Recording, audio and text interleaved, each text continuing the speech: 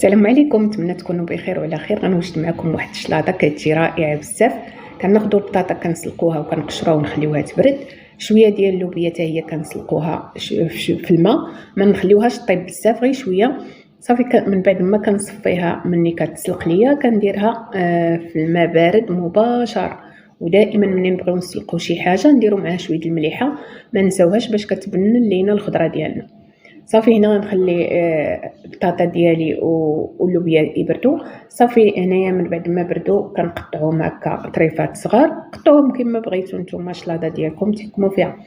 صافي كنقطعوا هكا بطاطا، كنقطعوا شويه الخس اللي كنكونوا غسلناه ونشفناه، كنقطعوا شويه، كنضيف اللوبيا اللي سلقتها معكم. اللوبيا دائما ملي تسلقوها ما طيبوهاش بزاف، خليوها شويه شاده راسها باش كتبقى عاطيه اللون ديالها زوين.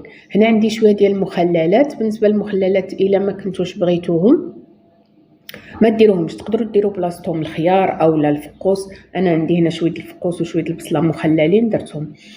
هنايا درت الطون، هنا كندير زيت الزيتون، شويه ديال زيت الزيتون كتجي رائعه في هذه الشلاضه هذه مع البطاطا. كتبغي زيت الزيتون.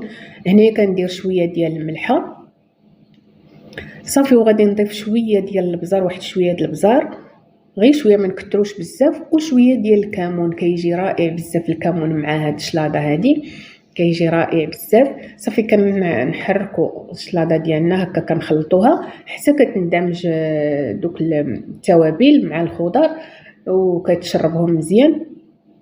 هنا انا درت مخللات، ما درت لا حامض لا والو. الا ما درتوش المخللات تقدروا ديروا هكا شويه الحامض اولا شويه الخل. صافي كنحرك الشلاضه ديالي كتجي بهذا الشكل هذا، كتجي رائعه وخفيفه في هذه الحراره هذه. نتمنى ان شاء الله تعجبكم وتجربوها، انا متاكده غتعجبكم 100%.